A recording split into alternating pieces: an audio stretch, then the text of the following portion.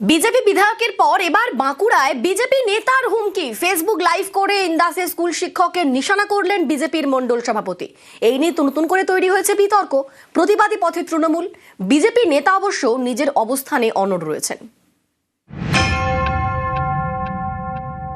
আমাদের ইন্দাস বিধানসভার বিধায়ক, বিজেপির বিধায়ক মাননীয় নির্মল কুমার ধারা মহাশয়, উনি কুশমুড়ি স্কুলে ক্লাস চলাকালীন যে শিক্ষক ক্লাস নিচ্ছিলেন, ওনার পারমিশন বা ওনার অনুমতি না নিয়েই ক্লাসরুমে ঢুকেছিলেন। স্কুলে ঢোকাকে নিয়ে যে নোংরা রাজনীতিতে নেমেছেন 26-এর নির্বাচনের পরে না থাকে, এই বিজেপি বিধায়কদের পায়ের তলায় এসে আপনাকে পড়তে হবে। ইনি বিপ্রদাস অধিকারী, বাঁকুড়ার ইন্দাসের বিজেপি নেতা। তার নিশানায় ইন্দাসের কুশমুড়া হাই স্কুলের শিক্ষক। গত 17 ফেব্রুয়ারি এই শিক্ষকের উপরই হুমকিতম্বি করেন ইন্দাসের বিজেপি বিধায়ক।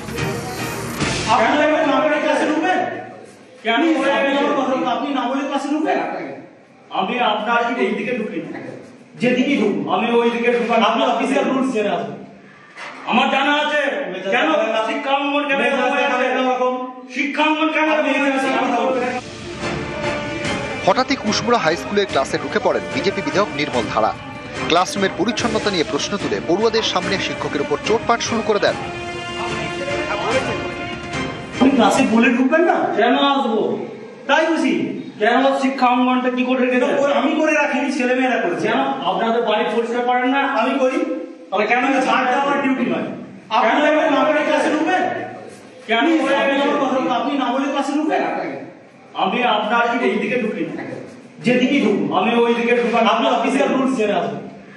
আমার জানা আছে কেন শিক্ষাঙ্গন কেন শিক্ষাঙ্গন কেন। ব্যাপারটা সত্যি করে বলতে কি খুব লজ্জাজনক আমার কাছে। শিক্ষক হিসাবে আমি এই স্কুলে প্রায় 22 বছর শিক্ষকতা করছি। আমার জীবনে তো এটা ঘটেনি, আশা করব কোনো শিক্ষকের জীবনে এটা না ঘটুক। আমাদের কোনো গ্রুপ ডি নেই, সাফাই কর্মী নেই। আমি বাচ্চাদেরকে দিয়ে, এগুলো তো ধরুন বাচ্চাদের ডিউটি নয়, তাদেরকে আমরা ভালোবেসে করাতে পারি যে বাবা স্কুলটাও তোমার বাড়ি, একটু করো, আমরাও প্রয়োজনে হাত লাগাতে পারি। কিন্তু আমার অপমান তো ছাত্রদের সামনে হলো, এ নিয়ে আমি একটু মর্মাহত। এরপর ঝাঁটা দিয়ে নিজেই আবর্জনা সাফাই করেন বিধায়ক। বিজেপি বিধায়কের বিরুদ্ধে ইন্দাস থানায় এফআইআর করে স্কুল। ভুল স্বীকার করেন বিধায়ক।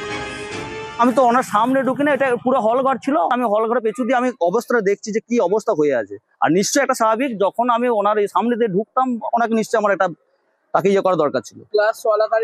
এবং ওনাকে বললাম যে যদি আপনি সেইটা মনে করেন যে আপনাকে ইয়ে করেন, হ্যাঁ সেটা আমি সরি বলেছি, ওনাকে বলেছি ঠিক আছে আমার এটা ভুল হয়েছে। বিধায়কের পর এবার বিজেপির মণ্ডল সভাপতি। বিধায়ক ক্ষমা চাইলেন, বিজেপির মণ্ডল সভাপতি হুমকি দিলেন, আবারও সেই শিক্ষককে নিশানা।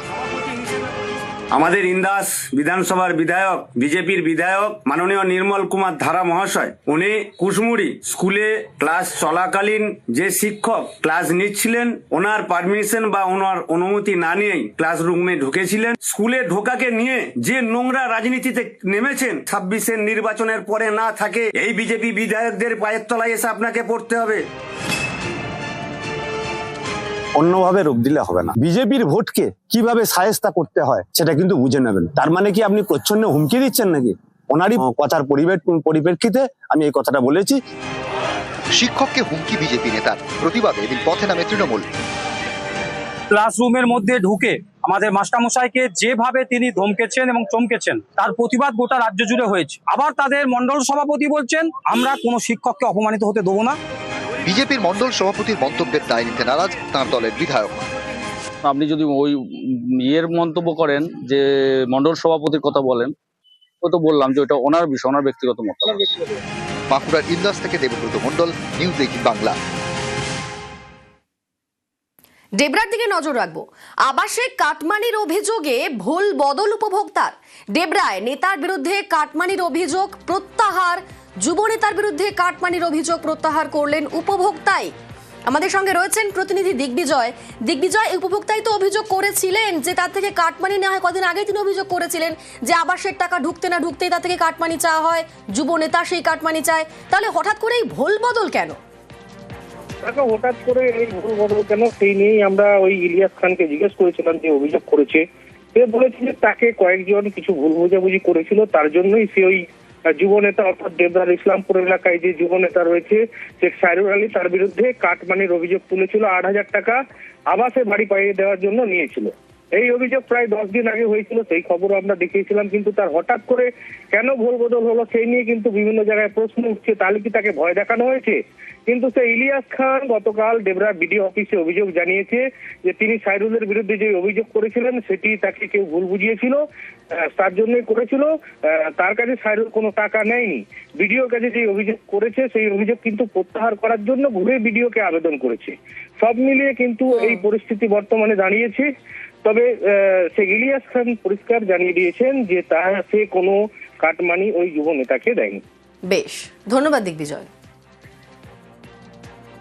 13 তারিখে একটা বিডিও অফিসে একটা কাগজ জমা দিয়েছিল, সে একটা আমার রাগারাগি হয়েছিল আমার সাইরুল ভাইয়ের সঙ্গে। এখন মিটমাট করে নিয়েছি, যে কাগজটা জমা দিতে এসেছিলাম সে ফেরত নিচ্ছি। কারো কি বলহনে কিংবা কারো কথা কি করেছে? কারো ভুল বুঝে এই কাজটা করছিলাম, রাগারাগি হয়ে রাগের মাধ্যমে এই জিনিসটা করছিলাম। এখন কমপ্লেনটা করেছিল, সেই কমপ্লেনটা কি উইথড্র করলেন? হ্যাঁ, অর্ডার করলাম। বাড়ির টাকা পেয়ে গেছেন আপনি? আমার বাড়ি 7,500 টাকা পেয়ে গেছি। কাজ চলছে বাড়ি? আমার কাজ চলতেছে। 14ই ফেব্রুয়ারি কাটমানির অভিযোগ দিনমজুরের। দাবি ছিল যে আবাসের টাকা ঢুকতেই নাকি হাজির নেতা, ভয় দেখিয়ে 8,000 টাকা হাতানোর অভিযোগ ছিল। অভিযোগ ছিল ব্লক তৃণমূল যুব সহ সভাপতির বিরুদ্ধে এবং অভিযোগ ছিল পঞ্চায়েত সদস্যর স্বামীর বিরুদ্ধেও। পৃথিবীতে আমার জানা নেই, আমাদের যে ধ্যানের যে পঞ্চায়েত আছে সে আমাদেরকে ঘরে এসে চমকায় ধমকায় টাকা লিখে বলছে যে পার্টি ফান্ড করে তারপরে প্রথম চাইছিল 10,000 টাকা, আমি প্রথম 1,000 টাকা দিচ্ছি, তারপর 2,000 টাকা, তারপর দিচ্ছে 8,000 টাকা। ও বলছে কি টাকা দিতে হবে, আর ঘরের টাকাটা আমি ঢুকেছি, টাকাটা আমাকে দিতে হবে। তো আমি ফের বিডিও অফিসে কমপ্লেন করলাম। চক্রান্ত বলেই পাল্টা দাবি করেন অভিযুক্ত নেতা। আদালতেও যাবেন বলে জানান অভিযুক্ত যুব নেতা। অবশেষে অভিযোগ প্রত্যাহার করলেন উপভোক্তাই। ইলিয়াস খান আমার নামে অভিযোগ করেছে এবং ইলিয়াস খান কাছে আমার কোনো টাকা লেনদেন নেই। আমি যদি ওর কাছে টাকা নিয়ে থাকি তাহলে তো কিছু একটা ডকুমেন্টস থাকবে। ডকুমেন্ট যদি সে দেখাতে পারে তাহলে আইন যেটা কিংবা আমার দল যেটা বলবে আমি সেটা মেনে নেব। আমার এতে কিছু যায় আসে না, কেন আমি তো সৎ লোক, আমি দলের হয়ে অনেক কাজ করছি, অনেক প্রোগ্রামে খাটছি, দলের স্বার্থে গরিব মানুষের অনেক কাজ করছি। এটা চক্রান্ত করতেছে, আদার্স কিছু নাই। বিজেপির কাছে কিছু টাকা ফাঁকা নিয়েছে,